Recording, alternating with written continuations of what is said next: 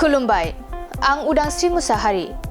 बड'लेण्ड बुब्लिनि जानानै बयखौबो बरायना लाबाय। दिनै 14 डिसेम्बर 2024। नोंथांमोननो बड'लेण्ड बुब्लिया दिनैनि साना मानि थाखाय मिथिजायो एबा दिनैनि सानाव मा हाबाफारि फालिनाय जायो नोंथांमोननो फारि फारि बड'लेण्ड बुब्लिया फोरमायगोन।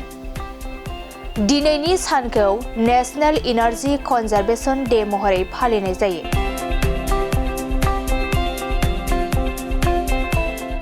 नेशनेल एनार्जी कनजारभेशन डेखौ भारतआव बोसोरफ्रोमबो 14 डिसेम्बराव फालिनाय जायो। बेनि थांखिया गोहो रैखाथि, आखा-फाखा गोहो बाहायनाय आरो गोहो बाहायनायखौ बाङाइ खालामनो थाखाय अरायथा आदबफोरखौ नाजावनायनि गोनांथिनि बादै सांग्रांथि लाबोनाय।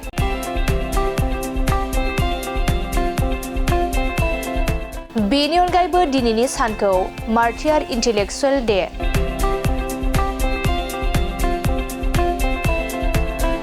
नेशनेल बयलाबेस डे,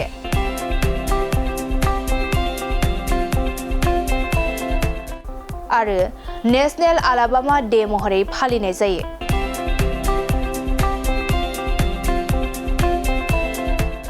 नोंथांमोननो बड'लेण्ड बुब्लिया दिनैनि सानाव मा हाबाफारिजों मिथिजायो आरो मा हाबाफारिखौ फालिनाय जायो फोरमायबाय। गोजोन्थों।